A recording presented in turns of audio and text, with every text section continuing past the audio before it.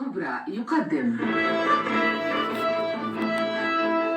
حديث خاص يدور بينهم بدافع الاحترام. يختلفون نختلف. المقياس المعرفة والتفاهم. التقارب بين المسافات البعيدة. الأهم أن تنادي في المقهى الثقافي ربيع سيسي لإذكاء الحوار.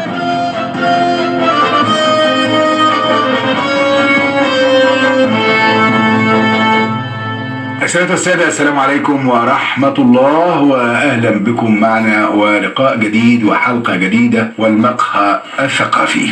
أسرة السادة، شعار معرض القاهرة الدولي للكتاب هذا العام في دورته 55 نصنع المعرفة ونصون الكلمة. هذا هو معرض القاهرة الدولي للكتاب، دور مصر الثقافي والريادي في المنطقة رغم ما في المنطقة من مشاكل كثيرة واضطرابات إقليمية، لكن هناك إصرار على أن يكون صوت مصر الثقافي صوتا عاليا ومؤثرا. معرض القاهرة الدولي للكتاب عرس ثقافي ننتظره كل عام، ليس فقط لمجرد شراء الكتب والمؤلفات والمجلدات والدوريات، ولكن أيضا هناك الأنشطة والفعاليات، أشياء كثيرة نطوف حولها في المقهى الثقافي في هذه الحلقة. ويسعدنا كل السعادة أن يكون معنا ضيوفنا الكرام. معنا الشاعر والناقد الأستاذ يحيى سلامة، معنا أيضا الشاعر الأستاذ عبد النبي رمضان، ومعنا الروائي والسيناريست الأستاذ هشام علي الديوك. كل عام وانتم طيبين أولا بمناسبة معرض القاهرة الدولي للكتاب هذا العام، ونرحب بكم طبعا في المقهى الثقافي. يعني الأستاذ يحيى سلامة أول مرة طبعا معنا في المقهى الثقافي، يعني فله الشرف. بارك الله فيك ولك تحية يعني خاصة ومقدرة يعني. لكن هنبدأ كده بإطلالة تاريخية عن معرض القاهرة الدولي للكتاب. هذا المعرض الذي بدأ عام 1969، نحن في الدورة رقم 55، استمرار وتدفق وأفكار وجسور ومياه كثيرة جرت فوق الجسور وتحت الجسور كما يقولون خلال 55 عاما. نبدأ بالروائي والسيناريست الأستاذ هشام علي الديوك لإطلالة تاريخية هشام على معرض القاهرة الدولي للكتاب. متى بدأ ومن صاحب الفكرة؟ يعني من الذي ابتدع فكرة أن يكون للقاهرة معرض دولي للكتاب إلى أن تبوأ هذه المكانة العالمية؟ يعني البعض يقول أنه رقم 2 بعد معرض فرانكفورت أو رقم 3، يعني في مكانة مميزة ومستمرة رغم الظروف ورغم ما مر على مصر من مشاكل كثيرة. أنت تتكلم عن 69، حرب 73، ثم المشاكل التي عقبت ذلك، ثم اتفاقية كامب ديفيد ومعاهدة السلام، ثم ما حدث 2011 25 يناير 2011 و30 يونيو 13. ورغم هذا المعرض أيضا مستمر يعني رغم كل هذا.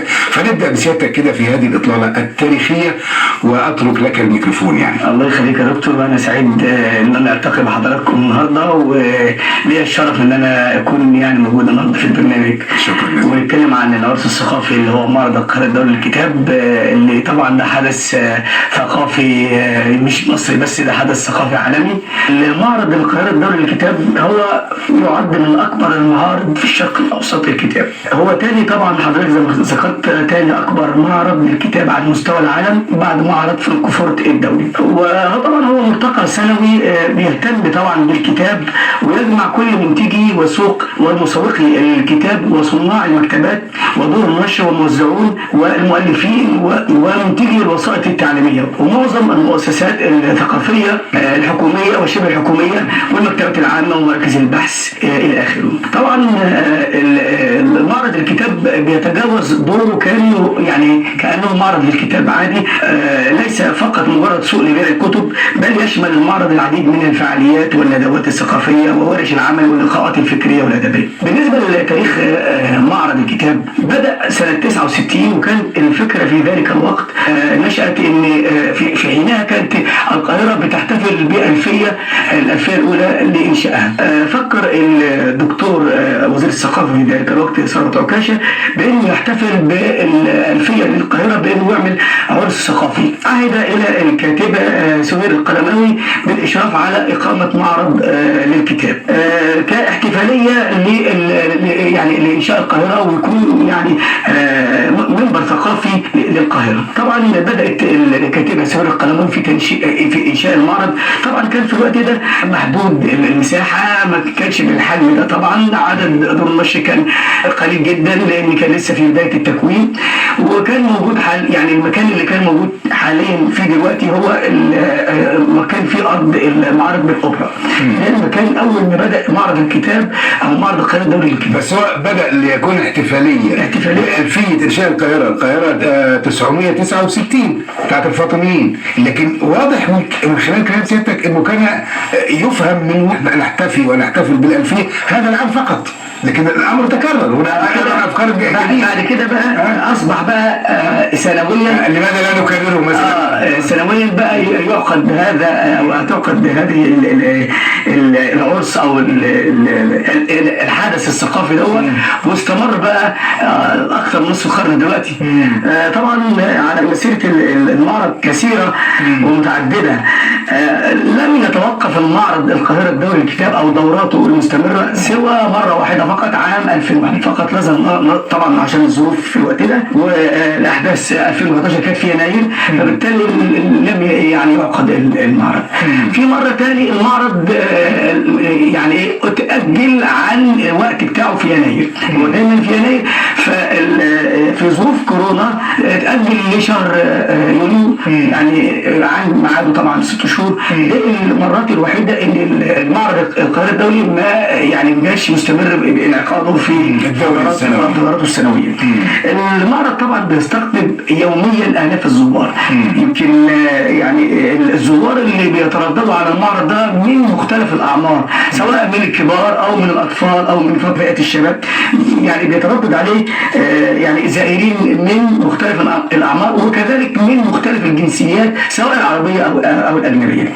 طبعا لو حاولنا يعني حتى الان الرقم 1,200,000 يعني بالظبط، حتى اذاعه هذه بالظبط كده. قد يصل الزوار في نهايه المعرض ل 4 مليون، يعني متوقع يعني ان شاء الله على اخر المعرض يكون العدد هو المعتاد سنويا حوالي 4 مليون. يعني الفعاليه دايما بتنظم في اجازه نصف العام. جميل، الارتباط جميل جدا. الارتباط طبعا عشان يبقى في تفرغ بقى الجامعات والمدارس والاسر يعني هي اجازه وفسحه ونزهه وثقافه يعني. بالظبط. طبعا زي ما قلت لحضرتك ان هو مش فقط مجرد سوق لعرض الكتب، ده عرس ثقافي، وبيتميز هذا المعرض او معرض الكتاب بالتحديد بالقاهره عن المعارض الاخرى الموجوده على مستوى العالم، بانه في فعاليات ثقافيه بتكون موجوده على مدار ايام المعرض، وندوات. بيبقى طبعا في كتيب بيوزع على الزائرين في الانشطه والاماكن بتاعتها، ده في القاعه رقم كذا، ده كذا، ده نشاط في الشعر والادب، ده نشاط في الروايه، ده في التاريخ، ده في العلم، ده في الفضاء، ده في بتصل الفعاليات الى حوالي 550 فعاليه ثقافيه وفنيه على مدار ايام المعرض. طبعا عدد كبير، عدد من الفعاليات كبير جدا، وده اللي يجعله انه في مكانه يعني متقدمه بالنسبه للمعارض الكتاب على مستوى العالم. مش فقط مجرد دور نشر تجتمع وبتبيع كتب، لا فقط، لا طبعا. ده يعني الشيء المهم جدا اللي بيتميز به معرض القاهره الدولي للكتاب، واللي بيحضروا الادباء والكتاب على مستوى العالم. يعني انت لما تعرف ان مثلا من كبار الادباء النرويج ضيف الشرف حضر المعرض هذا العام، وكانت له ندوه طبعا، ونظر طبعا ادباء النرويج وشعراء النرويج، وفي ناس من النرويج حصلوا على جائزه نوبل يحضروا هذا العام ايضا في معرض القاهره الدولي للكتاب. دي حاجه عظيمه جدا. استاذ هشام، انا هرجع ليك مره اخرى يعني، واذهب للاستاذ يحيى سلامه الشاعر والناقد. استاذ يحيى، انت اعتدت ان تزور معرض القاهره الدولي للكتاب، يعني لك تجارب سابقه في زيارات سابقه؟ طبعا، كان يعني يمكن مثلا من فتره الثانوي او فتره الجامعه لما كان لسه في مدينه نصر، كنت انا دايما حريص ان انا اروح، ودايما ان انا اشتري مكتبتي اللي انا تنشئها من سن اولى ثانوي كده مليانه من يمكن يكون اغلبها تمام من اللي انا كنت بجيبه من جنبات معرض الكتاب. يعني كنت ساعات مثلا اقول لك يعني حاجه كده طريقه ان انا ممكن ارجع بس بحق المواصلات. يعني مهما يكون في جيبي فلوس طبعا كنت ببقى عامل حسابي بس وقتها وراجع يعني شاري مثلا حوالي شنطتين ثلاثه تمام فيهم كتب وزعلان على اللي انا ما اشتريتوش. صحيح. يعني زعلان على اللي انا جميل جدا.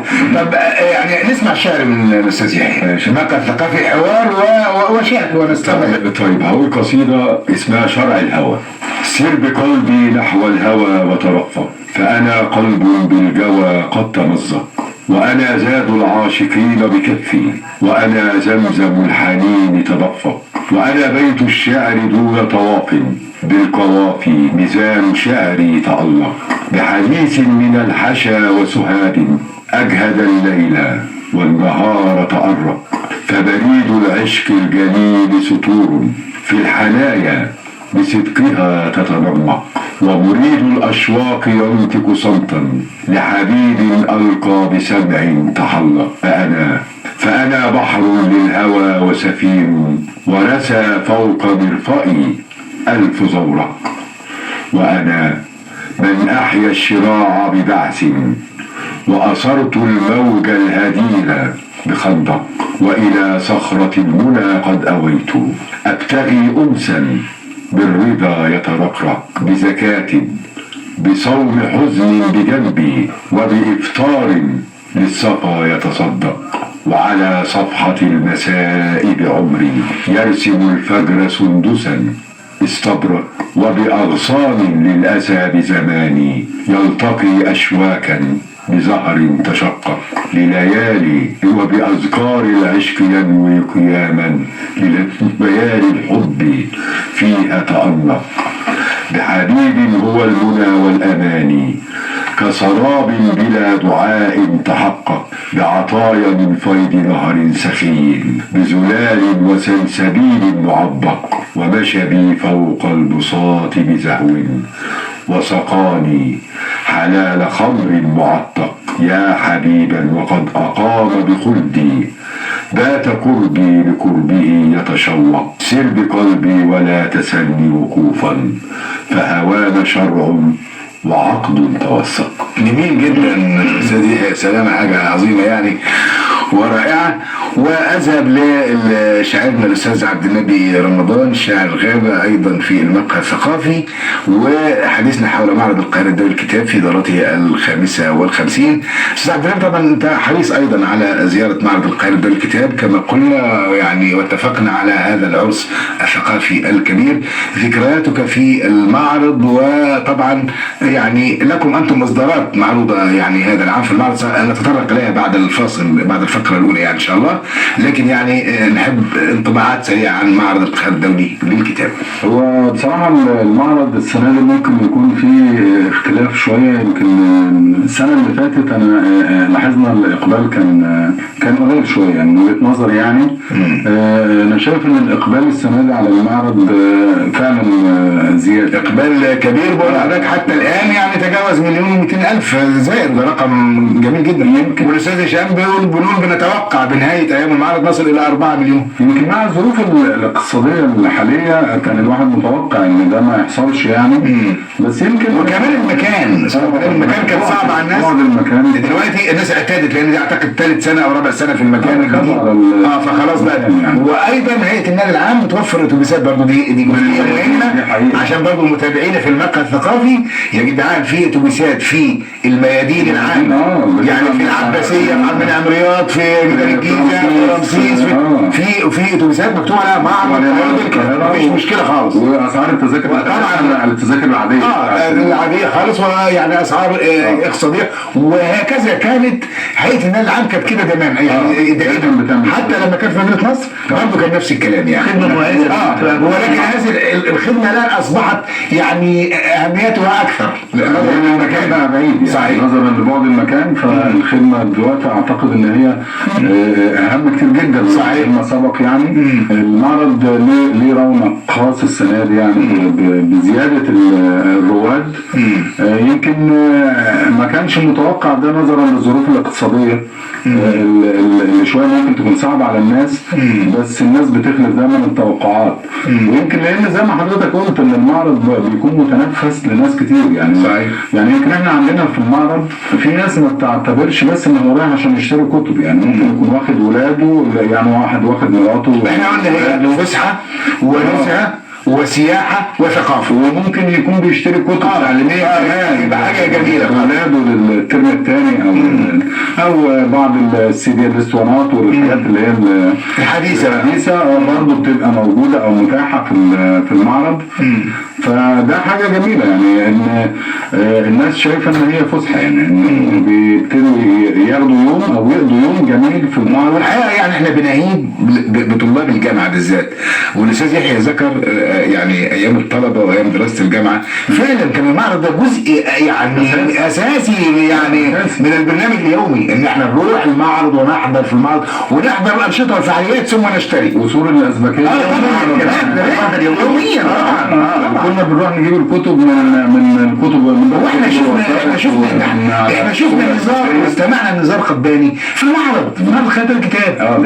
شفنا محمود درويش بتاع فلسطين في المعرض، سميح القاسم، العمالقه يعني، وعمالقنا بقى المصريين الكبار كلهم في الندوات والحاجات اللي هي المعارض الندوات اللي بتقام تقريبا بصفه يوميه، وندوات كتير يعني اكثر من ندوه بتقام في المعرض. فانت بتلاقي فرصه ان انت تشوف ناس او المبدعين اللي من الصعب ان انت تشوفهم. لا والنهارده صعب الامور بقى تكنولوجيا سهله، انت لما تلاقي شخصيه عامه وكبيره وتتصور كده معاه. اما كنا احنا بقى بنروح المعرض كطالب ما كانش فيه الامكانيات بتاع التصوير دي يعني، قعدنا مع العمالقه واستمعنا بس ما فيش حاجه، ما فيش توثيق، لكن النهارده فرصه عظيمه للناس يعني.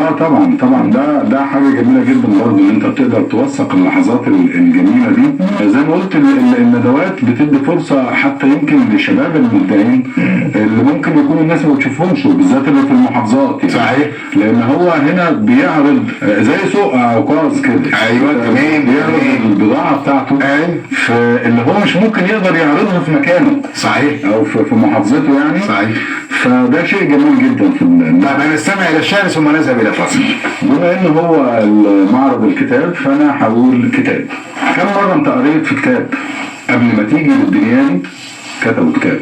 لما عيونك شافت نورها اتسجلت كمان في كتاب. واما هتخرج من الدنيا دي برضه كتاب. حتى حسابك جنة ونار مكتوب في كتاب. لازم تفهم ان الدنيا بوابتك لنعيم وعذاب. لازم تفهم ان الدنيا بوابتك لنعيم وعذاب. فاكر امك فاكر ابوك، فاكر امك فاكر ابوك من الحمل لحد ما ربوك. لما اشتد العود الاخضر زاد حرمانهم بس ادوك. وانت يا شاعر حظك فين؟ شعرك ما يخمرش عجين. وانت يا شاعر حظك فين؟ شعرك ما يخمرش عجين. لما هتطبع حتى ديوانك هتفرقوا على ناس نايمين. والدنيا اخرتها كتاب. جنة ونار، نعيم وعذاب. حتى العاصي لو يوم تاب كان نازل وياه في كتاب. لما يزيد رزقك بولادك برضه هتكتبهم في كتاب. واليوم رحت تزور بيت ربك برضه معاك صورتك في كتاب. واليوم غبت عن الدنيا دي التصريح ما هو برضه كتاب. مهما طول عيشتك في الدنيا تدخل باب تخرج من باب. جميل جدا. السادة إلى هذا الفاصل القصير ثم نعود لاستكمال اللقاء في المقهى الثقافي مع ضيوفنا الكرام الشعراء، الشاعر والناقد الأستاذ يحيى السلامة، الشاعر الأستاذ عبد النبي رمضان، وأيضا الروائي والسيناريست الأستاذ هشام علي الديوك، احتفالا واحتفاء بمعرض القاهرة الدولي للكتاب في دورته 55 تحت شعار نصنع المعرفة ونصون الكلمة. السادة والسادة إلى هذا الفاصل ثم نعود فلا تذهبوا بعيدا.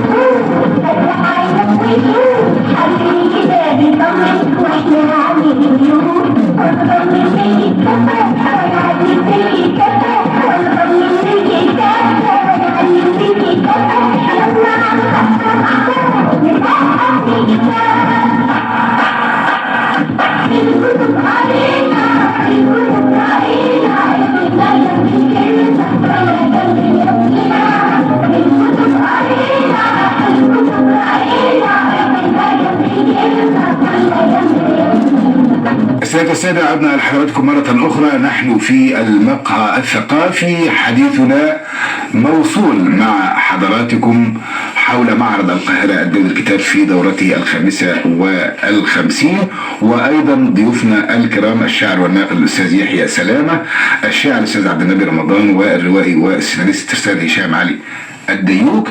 وكما قلنا نصنع المعرفة ونصون الكلمة. يعني أعود الأستاذ هشام، الشعار شعار جميل قوي، نصنع المعرفة ونصون الكلمة. نصنع المعرفة احنا مصنع ثقافي إبداع، يعني يتحدث عن الجانب الإبداعي نصنع المعرفة، ثم عندما يتحدث عن نصون الكلمة الحرية بقى، أن الكلمة التي تبدع لها سياج من الحرية يحميها. يعني أعتقد أنه الشعار فيه عبقرية ويحتاج إلى شرح يعني كبير يعني. طبعا بس أنا هشيل الحتة دي شوية كده هتكلم فيها. بس أنا عايز أكمل الجزئية التسلسل التاريخي. تمام. وتاخدني أنت في الملعب بتاعك برضه. اتفضل. ماشي. جميل احنا متشوقين. فنكمل حديثنا عن السياق او دورات المعرض. بس قول لي بقى سريع، يعني اعمل لي كده فلاش باك سريع على اللي قبل الفاصل. بدأ 69 الاستاذ ثروت عكاشة كان وزير الثقافة، سهير القلماوي هي اول بداية منظمة للمعرض. ايوه كان في مكان دار الاوبرا الحالي، ثم بعد ذلك انتقل الى مدينة نصر. بالظبط. اكمل بقى. تمام. طبعا هو المعرض منذ يعني بدأ يعني هو عدد أيامه ما بين 12 ل 15 يوم، أسبوعين تقريبا. نقول أسبوعين بالظبط كده. اختاروه في يناير عشان أجازات نصف العام الدراسي.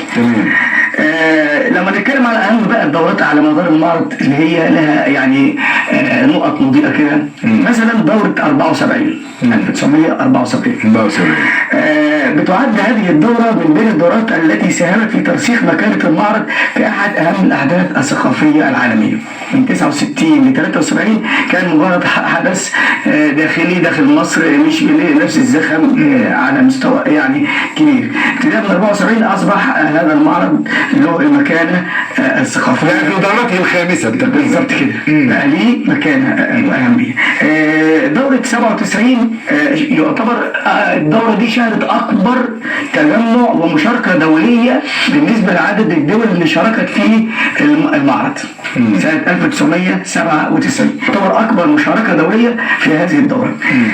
دورة 2006 شهدت تطور كبير جدا في هيكل المعرض وهيكل البناء والتنظيم للمعرض. في أجنحة لعرض الكتب، أجنحة عرض لوحات فنية، فيها الجانب التخصصي شويه بالظبط كده، كل حاجه مخصص لها مكان خيمة عرض مش عارف قصور الثقافة، جزء للطفل، يشاهد نوع من التطور في الهيكل.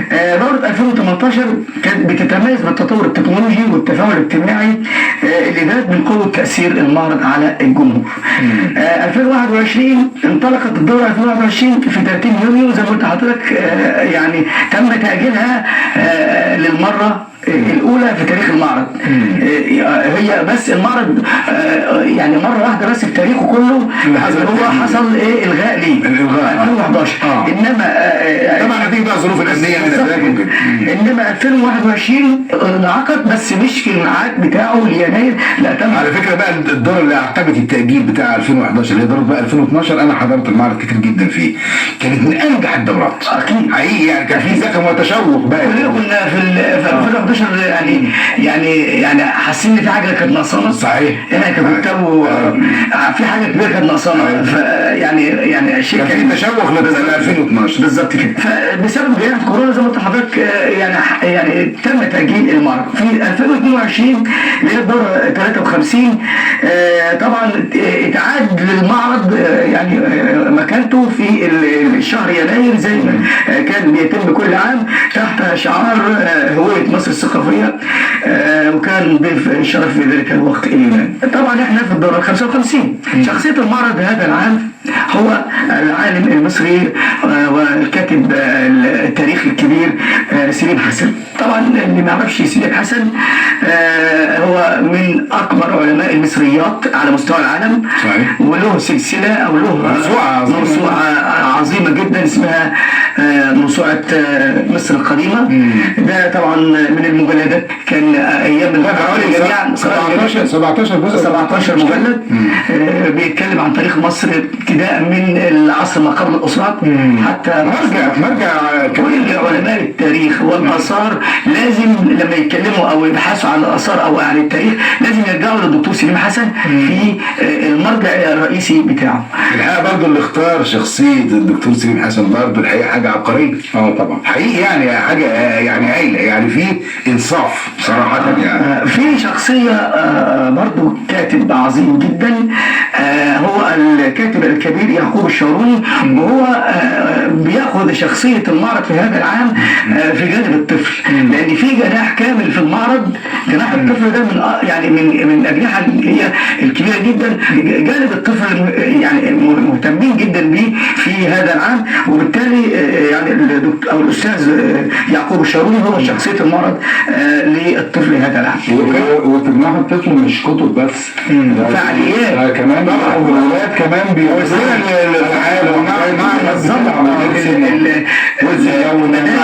المدارس المعرض السنه اللي فاتت كان عبد الوهاب يوسف لادب الاطفال برضه. بالظبط. سلسله عبد الوهاب يوسف بالظبط. برضه دي حاجه دي برضه من الحاجات اللي هي يعني في الفتره اللي رجعنا لمجد بقى مؤلفي يعني الناس اللي بتكتب الاطفال، واحنا يعني على بعد ادب الطفل طبعا كبير طبعا بالنسبه للادب. يعني رحمه الله عليه الاستاذ كامل كيلاني بالظبط كده استاذ ادب الطفل. صحيح. وكلنا وكان شخصيه المعرض ايضا قبل ذلك في فتره من الفترات بالظبط كده. بالنسبه لحضرتك بقى انت كنت يعني كلمتني عن الجزئيه بتاعه تاثير الادب. لا دي هنخليها فيما بعد، خلينا على كده يعني في تسلسل التاريخ العظيم والسرد الهائل بتاع حضرتك استاذ هشام علي الديوب. بسمع شعر من الاستاذ يحيى سلامه، بس برضو قبل الشعر بروح للمعرض يعني مرة أخرى. وبرضو حكاية إنه الشعر بالذات عند العرب سماعي، يعني هو في المقام الاول مخاطب الاذن يعني شفهي. يعني شفهي وسماعي، ما كانش عنده التدوين. وحتى يعني اعتقد انه بشار بن برد لما قال والاذن تعشق قبل العين احيانا يعني. في المعرض كنا بنسمع الشعراء، وما زال طبعا لدينا الشعراء العرب والمصريين قدرتهم على مخاطبه الجماهير. وانا يمكن تحدثت قبل الفصل عندما كنا نرى النزار وقاسم ومحمود درويش والابنودي وطبعا هؤلاء العظماء، يعني كيف يستقبل الجمهور؟ هل الجمهور الان يعني ما زال كجمهور مثلا تسعينيات القرن الماضي مثلا واوائل هذا القرن في استقبال الشعراء وطريقه القاء الشعر يعني؟ لا طبعا، لا طبعا، يعني احنا ما احناش هنقدر برضه نقول ان الجمهور بتاع التسعينات هو نفس الجمهور. ليه؟ حاليا دلوقتي او يمكن مثلا من الثمانينات او التسعينيات بدا الاتجاه للروايه. النهارده اللي بينزل تمام عايز يقول لك ايه، طب انا مثلا عايز اقرا باك روايه رومانسيه، روايه رعب، ده والشعر بدا تراجع في فتره، لكنه برضه يعني اللي انا برضه عايز اقوله الشعر ما زال بخير، وما زال برضه لسه في اصوات كتيره جدا. واخد بالك انت الساعه طبعا انا يعني بالك انت ان انا عارفهم كويس جدا، ويمكن بداوا يرجعوا الجمهور. يعني بدأوا بداية جيدة، بداية جيدة جدا. يعني لما مثلا واخد بالك حاليا في أسماء معينة تمام، لا دلوقتي بيكون ليها واخد بالك تأثير وجمهور متلقي زائد برضه يمكن برضه يعني خدم برضه حته الشعر شويه زائد الفيسبوك. يعني انا النهارده لما مثلا انا انزل قصيده، استاذ عبد النبي ينزل قصيده على صفحته يعني الصفحه بتاعته، بدا يبقى له جمهور.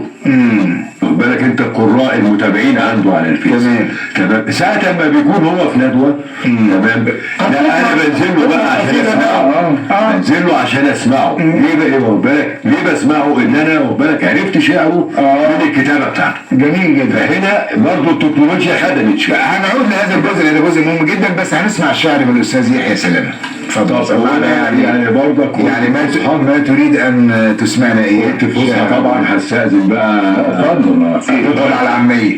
وان انا اقول يعني حاجه على قد كده. تمام. فاهم. يعني ايه بحبك؟ يعني ايه بحبك؟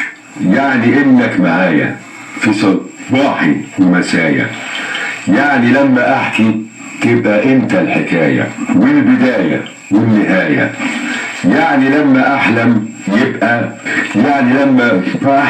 يبقى حلمك معايا، حلمنا يبقى واحد وعلى قدك وقدي، حلم لونه وردي. يعني ايه بحبك؟ يعني انك ولاية دنيتي معاك بتحلى، حرة فيها خطي معاك بتحلى، حرة فيها تعدي، والحلوة نقسمها بينا تبقى حلوة، نقسمها بينا تبقى أحلى. يعني إيه بحبك؟ يعني حتى الكلام مش يوصف عنا، يعني حتى الخصام يبقى حب ما بيننا. جيدا. يعني استاذ عبد النبي بقى انت خدت كل العاميه، ما انت مش دخلت على العاميه، ما انت دخلت على الملعب بتاعه. لا دخلت على احنا كنا ماشيين في الفسحه تمام. انت بقى قلت انا اتحدى الاستاذ عبد النبي. استاذ عبد النبي رمضان سريعا قبل الفاصل دائما، يعني انت في هذا الركن البعيد الهادئ مستمع شاعرا من الاستاذ عبد النبي رمضان. اتفضل. هو انا بس قبل ما اقول القصيده اللي هقولها دلوقتي، اللي هي السنه اللي فاتت كان عندي توقيع ديوانين، كان ليا ديوانين في المعرض اللي هو بعشقك وسناب النور. فاحنا راجعين من حفله التوقيع انا والمدام بتاعتي، فالديوانين فيهم ما لا يقل مثلا عن 70-80 قصيده يعني. فراحت ماسكه الديوان وفتحت قصيده معينه ولقيتها بتقرا فيها. القصيده اللي فتحتها عشان تقرا فيها انا هقولها دلوقتي. تمام. جميل. شوف يعني الصدفه جابت ايه. تمام. فبقول انت السبب. طول ما انت فاكره انك ملاك ما بتغلطيش، وان الغلط من سكتي ما بينتهيش، وانت اللي ماليه صوره دنيتك وصورتي انا في بين الافيش.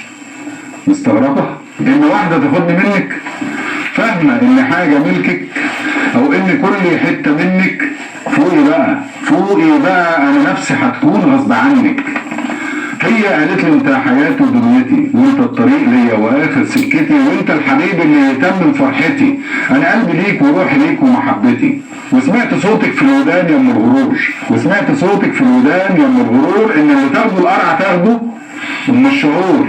نفضت ودني اوام عشان الصوت يغور، لقيت العشق ما بين كفين ايديها، والحب فاض ما بين رموش عينيها، صوت الشفايف منها تغريد البلابل، ده انا لو جمعت اكيد هحس بيها.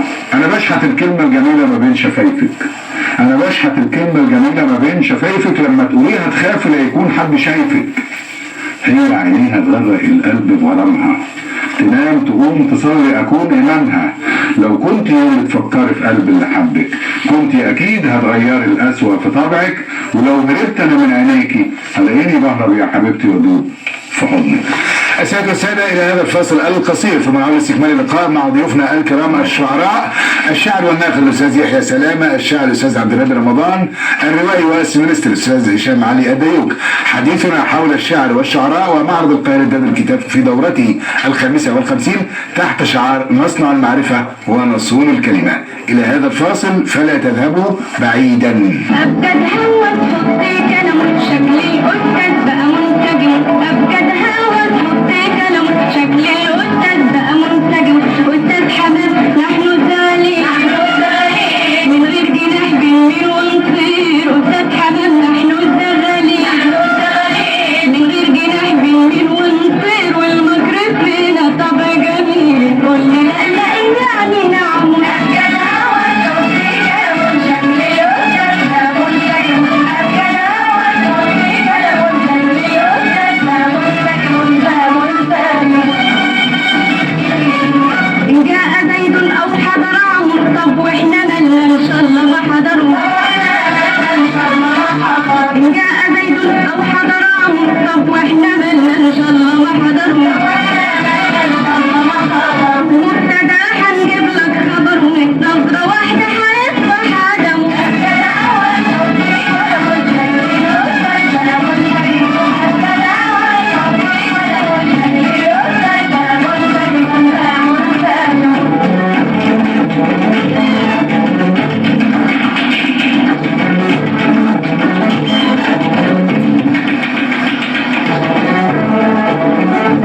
كان فعل ماضي ما تسيبه في حاله، والماضي احنا مالنا وماله.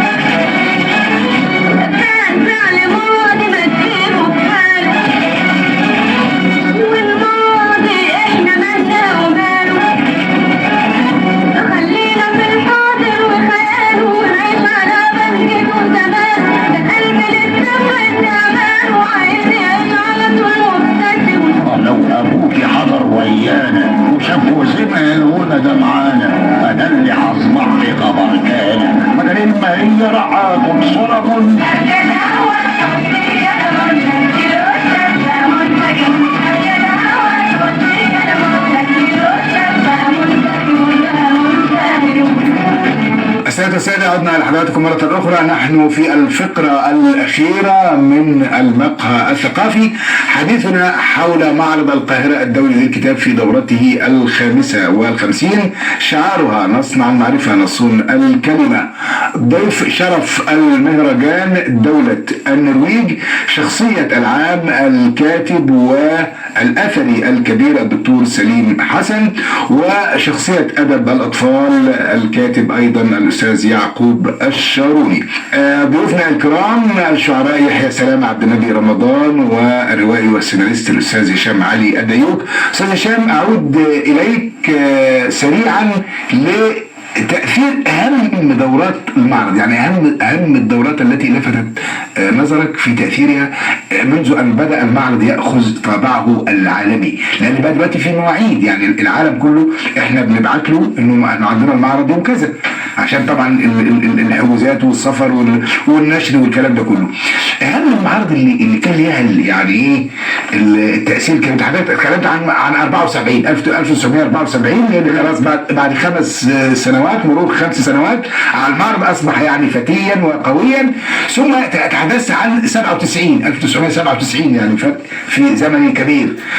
وبعد ذلك العودة والشوق 2012 بعد التوقف 2011. 2018 انت لفتت نظري في حاجة، انه كان ده تأثير التكنولوجيا ودور التكنولوجيا في معرض القاهرة الدولي للكتاب. انا عايز اتكلم على الأنشطة والفعاليات سريعا. هو بيتميز معرض القاهرة الدولي للكتاب بالجانب اللي هو فيه الفعاليات الثقافية والأدبية. دي شيء مهم جدا بيتميز بها المعرض على مستوى جميع المعارض على مستوى العالم.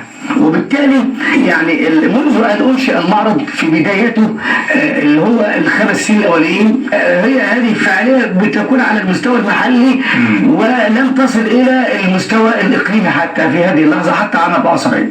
ابتداء من 74 بدأ المعرض يكون له مكانة إقليمية من البلاد العربية، مع العلم إن أول معرض للكتاب عربي ما كانش في مصر، كان في بيروت عام 1956. أول معرض عربي كان اسمه كده معرض الكتاب، معرض بيروت للكتاب.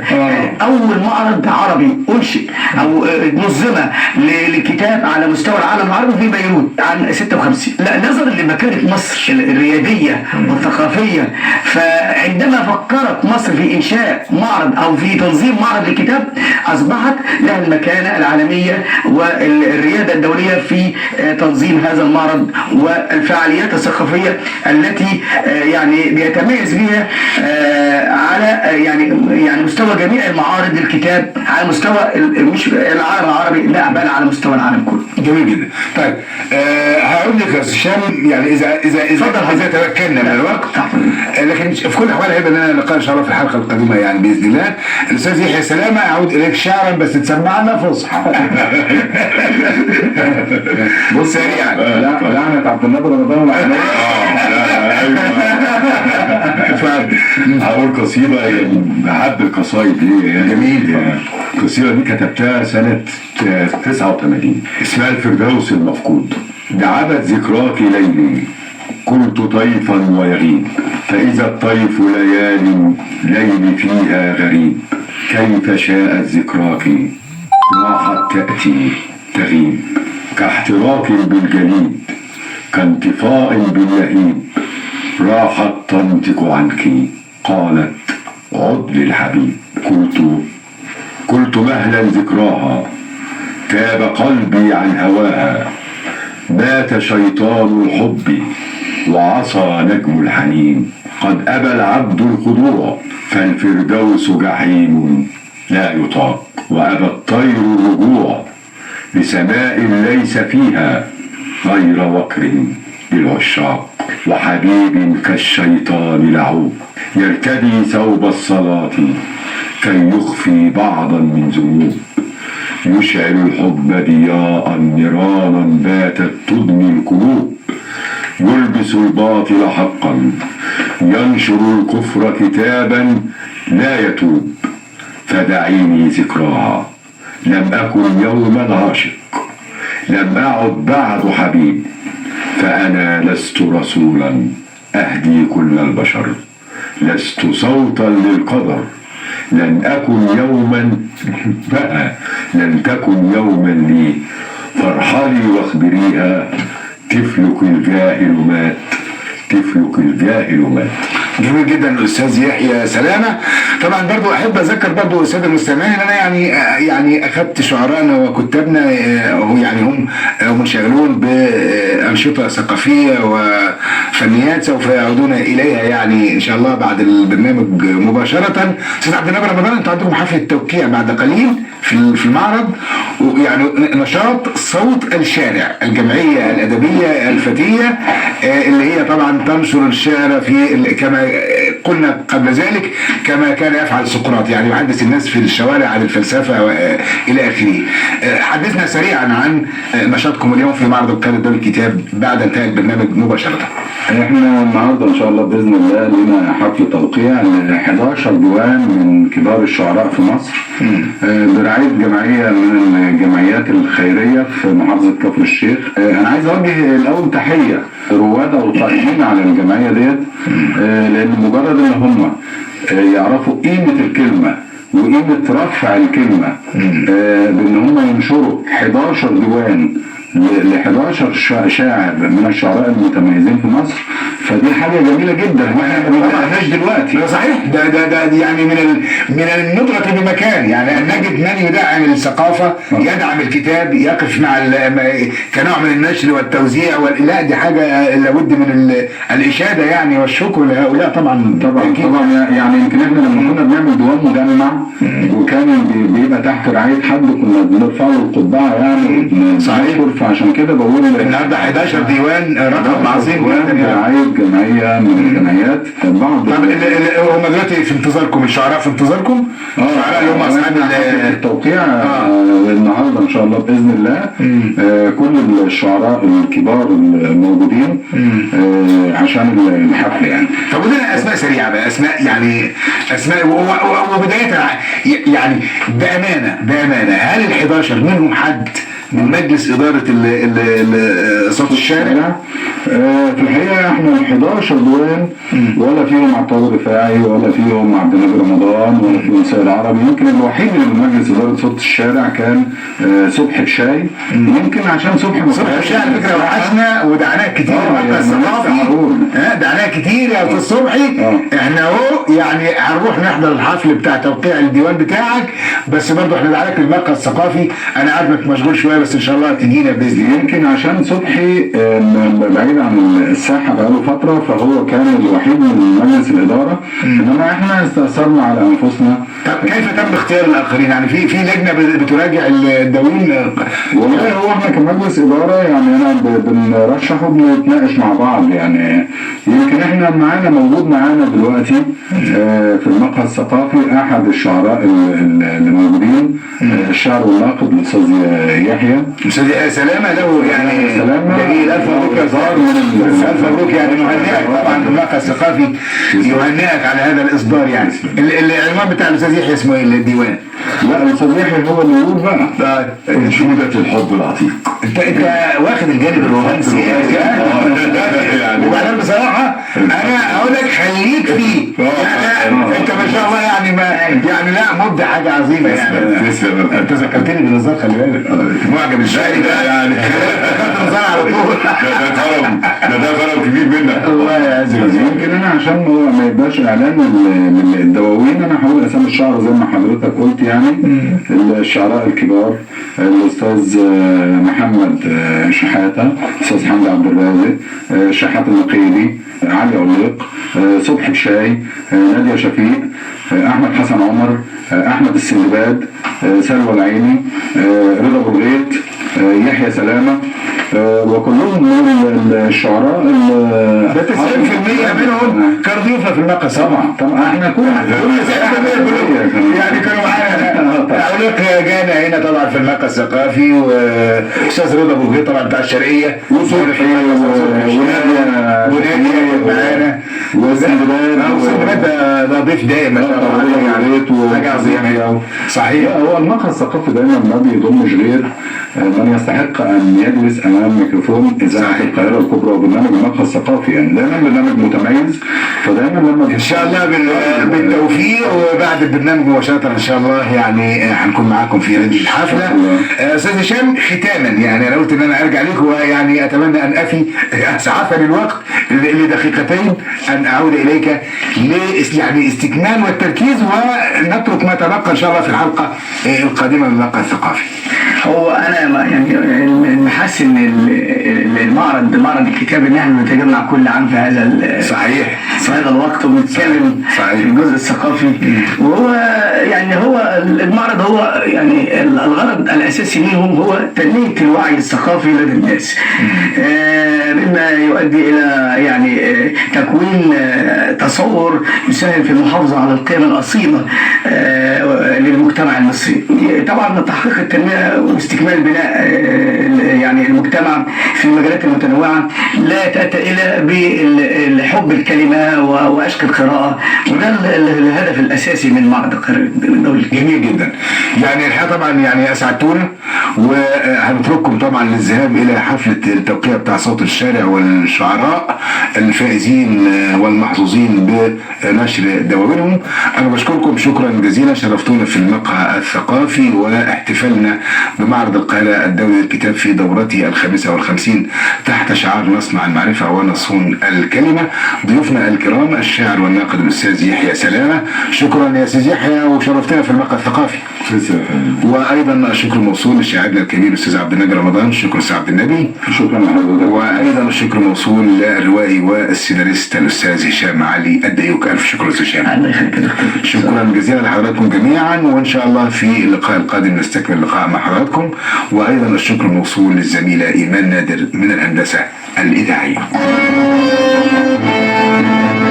الأهم أن تنادي في المقهى الثقافي ربيع سيسي لإذكاء الحوار.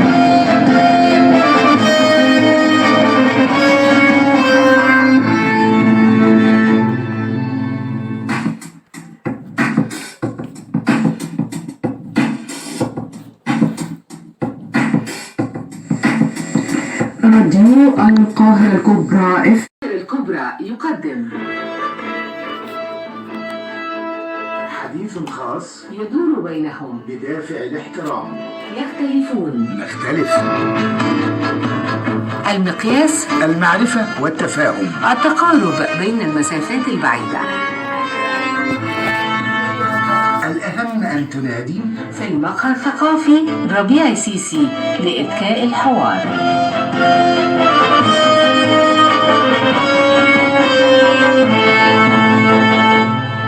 السادة والسادة، السلام عليكم ورحمة الله، وأهلا بكم معنا ولقاء جديد وحلقة جديدة والمقهى الثقافي.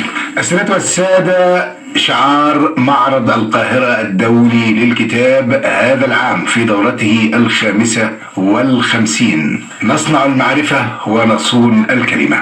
هذا هو معرض القاهرة الدولي للكتاب، دور مصر الثقافي والريادي في المنطقة رغم ما في المنطقة من مشاكل كثيرة واضطرابات إقليمية، لكن هناك إصرار على أن يكون صوت مصر الثقافي صوتا عاليا ومؤثرا.